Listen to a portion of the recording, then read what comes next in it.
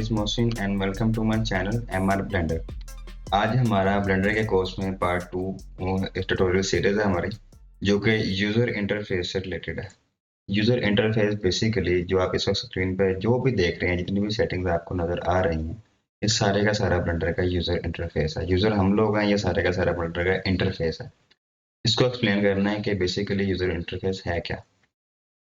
Blender अपने interface से हमें बहुत सारी इंफॉर्मेशन प्रोवाइड करता है और आपकी ज़रूरत के मुताबिक, आपके काम के मुताबिक, मीन्स के अगर आप कोई भी प्रोजेक्ट ब्लेंडर में बना रहे हैं या उस पर काम कर रहे हैं, उसमें आपको इंफॉर्मेशन प्रोवाइड करता है।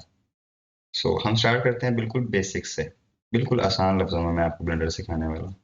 आप जो भी ब्लेंडर की स्क्रीन पर इस वक्त देख रहे हैं, ये सारे का सारा ब्लेंडर का यूज़र इंटरफेस है, ठीक है। इसे इसका शॉर्टकट क्या है? UI, user interface.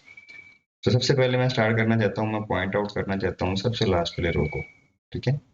यहाँ पे इंतहाई आसान डिस्प्ले, इंतहाई आसान इसलिए मैं कह रहा हूँ कि बहुत ही इजी डिस्प्ले उन्होंने आपको दिया होगा पहले से, जो आपको इन्फॉर्मेशन प्रोवाइड कर रहा है हमारे माउस से रिलेटेड, कि हम किसी भी पैनल के अंदर अगर मैं अपने कर्सर को लेके जाता हूँ तो उसकी इन्फॉर्मेशन देखें वहाँ पे चेंज कर रहा है।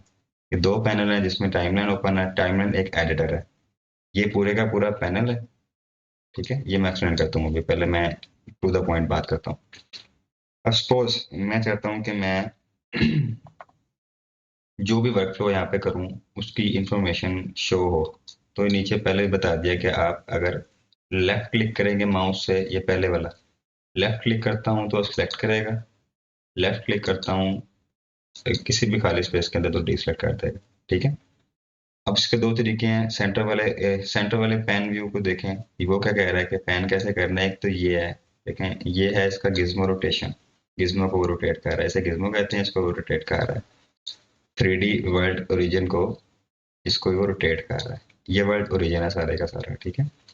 ये जो आपको बॉक्स नजर आ रहे हैं, लाइनें नजर आ रही हैं, ये हमारा वर्ल्ड है। इसका ये सेंटर जो है, ये इसका ओरिजिन है। सो अब इसको हमने क्या करना है, सिंपल मिडल माउस प्रेस करना है, सेम।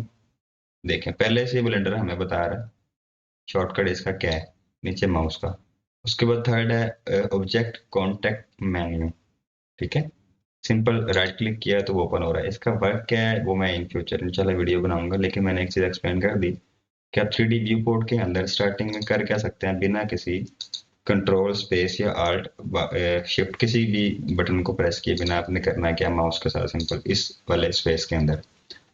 सो इसकी एक एग्जांपल मैं और भी देता हूँ कि देखें नीचे अगर मैं आता हूँ टाइमलाइन के अंदर, तो कह रहा है कि अगर आप राइट प्रेस ऊपर, मैंने क्या किया, राइट क्लिक लेफ्ट क्लिक किया, सॉरी लेफ्ट क्लिक किया तो मैंने वो सिलेक्ट हुआ। अगर मैं नीचे टाइमलाइन में आता हूँ तो उसने वो इन्फॉर्मेशन चेंज कर दी। वो कह रहा है कि चेंज फ्रेम कर सकते हैं आप लेफ्ट क्लिक से। अगर मैं 50 फ्रेम पे ऊपर आता हूँ, ये 1 2 3 4 5 6 50 तक, यहाँ पे 10 frame, 20 frame, 30 frame, 40 frame and 50 frame. देखें उसने बता दिया हमें पहले कि आप चेंज फ्रेम कर सकते हैं लेफ्ट क्लिक से इस वर्क स्पेस के अंदर। इसी तरह अगर मैं चाहता हूं कि मैं अपने व्यू, इस वाले व्यू को पैन करूं, ठीक है। पैन होता है जैसे ये हम 3D व्यू बोर्ड पे यहाँ मैनुअल पैन करते हैं, ये मैंने पहले अपने ट्यूटोरियल सीरीज में बताया। इसी तरह हम यहाँ पे मिडिल माउस प्रेस करते हैं तो हमारा ये वाला जो पोर्शन टाइमलाइन वाला, ये पैन करेगा, ठीक है, क्लियर। उसके बाद क्या है, ये डॉप शीट कॉन्टेक्स्ट मेन्यू यहाँ ओपन होगा, ठीक है, सिंपल राइट क्लिक से। कहीं पे भी आप राइट क्लिक करेंगे वो मेन्यू ओपन हो जाएगा। ये आपको समझ आ गया। आसान लफ्जों में मैंने समझाने की कोशिश की है। आसान लफ्ज इसके ऐसे हैं कि यहाँ आपको माउस के आइकन्स नजर आ रहे हैं जो आपको इन्फॉर्मेशन प्रोवाइड करते हैं आपके वर्क फ्लो की, ठीक है। जो भी आप वर्क फ्लो कर रहे हैं उसका इन्फॉर्मेशन आपको यहाँ पे वो प्रोवाइड करता है। ओके, नेक्स्ट आप लोग नोटिस कर रहे होंगे कि यूजर इंटरफेस का हर इम्पोर्टेंट सेक्शन सेपरेट पैनल्स के अंदर है। मतलब सेपरेट पैनल्स बने हुए हैं इसके। ये बाय डिफॉल्ट ब्लेंडर्स ने हमें पैनल्स में चीजें शो करवाई हैं। जितने भी एडिटर हैं ये सारे एडिटर हैं। ये टाइमलाइन एक एडिटर है, ठीक है। ये प्रॉपर्टी पैनल्स भी एक एडिटर है। पैनल्स के अंदर प्रॉपर्टीज का भी एक एडिटर है। यहाँ पे आप देखेंगे प्रॉपर्टीज F7 मैंने इसके शॉर्टकट्स भी बताए हुए हैं। इसी तरह ये आउटलाइनर है, आउटलाइनर के अंदर भी सिर्फ एक एडिटर है। बेसिकली ये आउटलाइनर मैंने काफी लेक्चरों में देखा कि बताते हैं, एक्सप्लेन करते हैं कि ये आउटलाइनर है, ये प्रॉपर्टी पैनल है, ये फलां है फलां है फलां है। ये नहीं समझाया कि इसको आसान लफ्जों में कैसे समझाएंगे बेसिकली ये है क्या। ये 4 पैनल हैं इसके, 1 2 3 4। उसके अंदर हम एडिटर अपने वर्कफ्लो के हिसाब से सिलेक्ट करते हैं। सपोज यहाँ पर बाय डिफॉल्ट ब्लेंडर ने हमें 3D व्यू पोर्ट का एक एडिटर दिया है, इसलिए कहते हैं कि ये 3D व्यू पोर्ट है। ये जो आपको नजर आ रहे हैं बॉक्सेस और ये लाइनें, ये वर्ल्ड है, इसका ओरिजिन, इसका ये सेंटर है, ठीक है। ये जो आपको नजर आ रहा है ये कर्सर है। सो चीजों को आसान लफ्जों में सीखना है हमने, मुश्किल नहीं करना है। मैं इसको और आसान थोड़ा करता हूँ। अच्छा, ये पैनल जो है ये सारे के सारे स्केलेबल हैं, मतलब मैं किसी भी बाउंड्री पे, ये बाउंड्रीज हैं इसकी 1 2 3 4, ये बाउंड्रीज है। किसी भी बाउंड्रीज के अंदर अगर मैं इसको मतलब के स्केल करना चाहता हूँ, जैसे मैंने की है, ठीक है, कम ज़्यादा करना चाहता हूँ अपने वर्क स्पेस को, जहाँ भी मैं उसको एडजस्ट करना चाहता हूँ, तो ये मैनुअली हो सकते हैं, ठीक है। ये वाली बाउंड्री भी वो स्पेस इसकी बढ़ सकती है, टाइमलाइन की स्पेस बढ़ सकती है, 3D व्यू पोर्ट की स्पेस बढ़ सकती है। सो यहाँ तक तो आपको समझ आ गई। बेसिकली ये 4 पैनल हैं, इनके अंदर सारे एडिटर हैं, हमारे वर्क स्पेस के वर्क फ्लो के हिसाब से हमने सेलेक्ट करने होते हैं। बाय डिफॉल्ट ज़्यादातर लोग इसी तरह करते हैं जैसे ब्लेंडर ने हमें प्रोवाइड की होती है। सो अगर मैं चाहता हूँ कि मैं किसी भी एक पैनल को मतलब मैक्सिमाइज करना चाहूँ, फुल स्क्रीन करना चाहूँ, तो वो मैं कैसे करूँ? तो सिंपली आपका जो कर्सर है माउस का, तो आप उसको मिसाल के तौर पर मैं 3D व्यू पोर्ट को चाहता हूँ कि पूरी स्क्रीन पे सिर्फ मुझे 3D व्यू पोर्ट ही नजर आए, यही एडिटर मुझे नजर आए बस। तो मैं क्या करूँगा, मैं कंट्रोल स्पेस बार क्लिक करता हूँ, तो ये देखें यहाँ पर आके मेरा टोटल स्क्रीन सिर्फ 3D व्यू पोर्ट एडिटर से रिलेटेड है, और वहाँ पे कोई मुझे और पैनल नजर नहीं आ रहा, मेरा एक पैनल ओपन हो गया यहाँ पर आके, ठीक है। अब मैं इसको वापस जाना चाहता हूँ, इसका जो मैनुअल है वो बैक टू प्रीवियस लिखा हुआ है पहले से ही, देखें यहाँ पर एरो का। अगर यहाँ पे मैं लेफ्ट क्लिक करता हूँ तो मैं वापस अपने बाय डिफॉल्ट जो हमारा सीन है उसमें वापस आ जाऊंगा। इसका शॉर्टकट सेम ही है, कंट्रोल स्पेस बार, वापस हम अपने बाय डिफॉल्ट सीन में वापस आ जाएंगे। तो अपने माउस को अगर मैं किसी भी पैनल में लेके जाऊंगा, सारे पैनल एक ही, मतलब ऑपरेशन सब पैनल का सेम है। यहाँ पे एडिटर हमने को सिलेक्ट किया है, अगर मैं चाहता हूँ मैं यहाँ पर 3D व्यू पोर्ट ही हर जगह सेलेक्ट कर लूँ, तो शिफ्ट F5, यहाँ पर आके मैं अपना माउस का जो कर्सर लेके आया, shift F5, shift F5, shift F5, देखें कितना आसान था। अभी मेरे लिए सारे एक ही, मतलब हर जगह 3D व्यू पोर्ट है मेरा, कहीं पर मेरा आउटलाइनर नहीं है। मैं अब इसको ये नहीं कह सकता कि ये जो पोर्शन है मेरा आउटलाइनर का, ये मेरे लिए सारे सेम है, ठीक है। तो ये मैं आपको समझाना चाह रहा था बेसिकली, कि ये सारे के सारे जो पोर्शन है, ये पैनल है, पैनल के अंदर एडिटर है, वो हमने अपने खुद सेलेक्ट करने हैं अपने वर्कफ्लो के हिसाब से, ठीक है। आपको नजर आ रहा होगा। ओके, मैं बाय डिफॉल्ट ब्लेंडर के सीन में जो ब्लेंडर ने क्रिएट किया होता है, ऑलरेडी हमें सीन प्रोवाइड किया होता है, मैं उसमें वापस आ चुका हूँ। अच्छा, नेक्स्ट मैं आपको ये एक्सप्लेन करने वाला हूँ कि बाय डिफॉल्ट ब्लेंडर ने हमें 4 पैनल दिए हैं और एडिटर उसके अंदर है, ये मैंने एक्सप्लेन कर दिया। तो इसके अलावा मैं चाहता हूँ कि इसके अंदर और पैनल ऐड कर सकूँ, तो वो कैसे करूँगा? सिंपल लेफ्ट क्लिक करूंगा किसी भी कॉर्नर पर, ये देखें यहाँ पे लेफ्ट क्लिक किया, इसको इस तरह से मूव किया तो ये एक पैनल क्रिएट हो गया, ठीक है। अब मैं चाहता हूँ कि ये पैनल खत्म हो जाए, सिंपल लेफ्ट क्लिक किया, इस पैनल के ऊपर मूव किया, ठीक है। लेफ्ट, जिस भी पैनल पे मैंने इसको मैक्सिमाइज करना है, एक्सटेंड करना है, वहां पे मैं एक्सटेंड कर दूंगा। Okay, clear. उसके बाद मैं चाहता हूँ कि मैं यहाँ पे लेफ्ट क्लिक करूँ, यहाँ पे वर्टिकल, सपोज मैं यहाँ पर आके लेफ्ट क्लिक करता हूँ तो ये सेम वैसे ही हो जाएगा। फिर मैं चाहता हूँ दोबारा से मैं लेफ्ट क्लिक करता हूँ किसी भी उस बाउंड्री के अंदर, जहाँ से भी आपको करना चाहते हैं। सपोज अगर मैं यहाँ से करना चाहता हूँ तो हॉरिजॉन्टल करूंगा मैं यहाँ पर, ये हॉरिजॉन्टल। अब इसके अंदर पैनल वही एडिटर सेम हम जो सिलेक्ट करना चाहें, तो हम यहाँ से, मैं इसमें ग्राफ एडिटर सेलेक्ट करना चाहता हूँ तो मैं इसमें ग्राफ एडिटर सेलेक्ट कर लूंगा। मैं इसके अंदर चाहता हूँ कि मैं शेडर एडिटर लाऊं या ज्योमेट्री नोट लाऊं, वीडियो सीक्वेंसर लाऊं, कुछ भी, मतलब ये सारे एडिटर हैं, वो अपने वर्क फ्लो के हिसाब से, एस्क ब्राउजर है, कुछ भी मैं ऐड करना चाहूँ तो मैं वहां से ऐड कर सकता हूँ। ओके, तो चीज़ों को मैंने पहले भी कहा कि आसान करना है। अब यहाँ से मैं सिंपल क्लिक करूंगा, इधर इंटरेक्ट करूंगा तो ये एक हो जाएगा। इसी तरह मैं इसको यहाँ से अगर लाता हूँ और इसमें ट्रैक करता हूँ तो ये एक हो जाएगा। तो मुश्किल नहीं है, आसान है, चीज़ों को खुद आसान करना है। मैं यहाँ पे लेफ्ट क्लिक करता हूँ, ज्वाइन एरिया करता हूँ, तो वो पूछ रहा है कि आपने किस साइड पे ज्वाइन एरिया करना है, तो मैं ऊपर वाले साइड पे करूंगा तो वो ऊपर ग्राफ एडिटर का हो जाएगा। इसी तरह मैं चाहता हूँ कि 3D व्यू पोर्ट को ज्वाइन एरिया कर दूँ, अगर मैं राइट साइड पे करूंगा तो ग्राफ एडिटर होगा, लेफ्ट वाली साइड पे करता हूँ तो 3D व्यू पोर्ट होगा। हमें इस वक्त क्या चाहिए, 3D व्यू पोर्ट, क्योंकि हम 3D व्यू पोर्ट को एक्सप्लेन कर रहे हैं। ठीक है, तो यहाँ तक तो आपको क्लियर हो चुका है।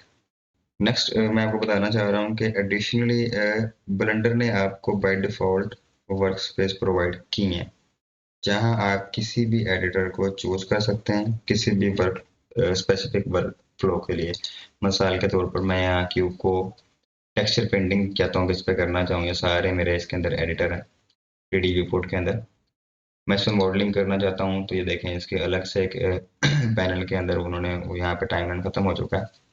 इसी तरह मैं स्क्रिप्टिंग करना चाहता हूँ, यूवी एडिटिंग करना चाहता हूँ, टेक्सचर पेंटिंग करना चाहता हूँ, शेडिंग आती है इसके अंदर, एनिमेशन आता है, सॉरी एनिमेशन आती है, rendering, composting, geometry node, scripting.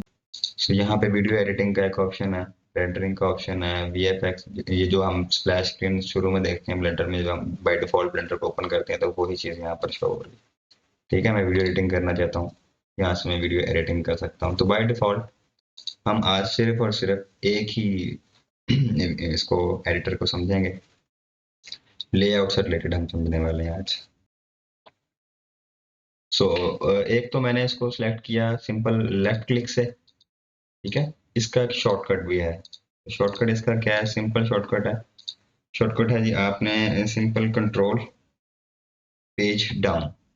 ठीक है, अब पेज डाउन आपके कीबोर्ड के ऊपर जहाँ पे एरो होते हैं, ऊपर नीचे राइट साइड पर, लेफ्ट साइड पे, मतलब सीधे हाथ पर उल्टे हाथ पे, उसके ऊपर पीजी अप और पीजी एन के नाम से लिखा होगा page up page down. Page up करूंगा तो वापस लेआउट वाली साइड पे जाएगा, पेज डाउन करूंगा तो पेज डाउन होते रहेंगे लास्ट तक जहाँ पर मुझे जाना चाहते हैं। इसके शॉर्टकट्स हैं। ठीक है, ये चीजें आपने याद रखनी है, आपके इन फ्यूचर काम आएंगी। समझ तब आएगा जब आप इन चीजों पर प्रैक्टिस करेंगे। पहले इन चीजों पर प्रैक्टिस करें, बाद में आप कोई भी मॉडल बनाएं, कुछ भी सीखें, तो सारी चीजें आपको आसान लगने लगेंगी। ठीक है, मुश्किल नहीं है, आसान है, इसको हमने खुद आसान करना है आसान लफ्जों में सीख कर।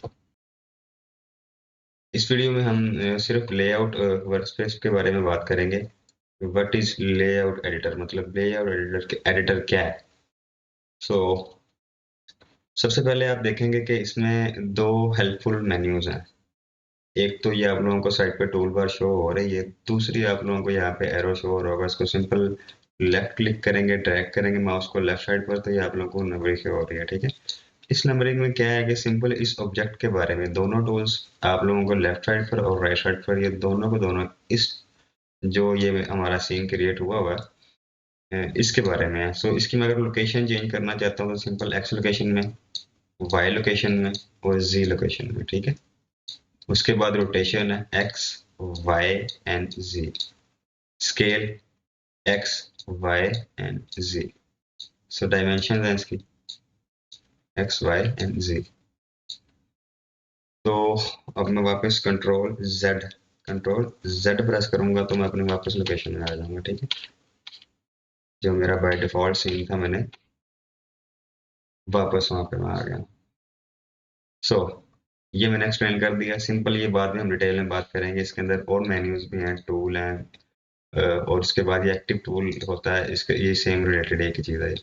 उसके बाद व्यू है, ये 3D कर्सर का व्यू उसमें आता है कि लोकेशन हम कैसे 3D कर्सर की चेंज कर सकते हैं, यानी किसी भी मैं ऑब्जेक्ट को ऐड करना चाहूँ इसी सीन के अंदर, वो 3D कर्सर पे ऐड होता है।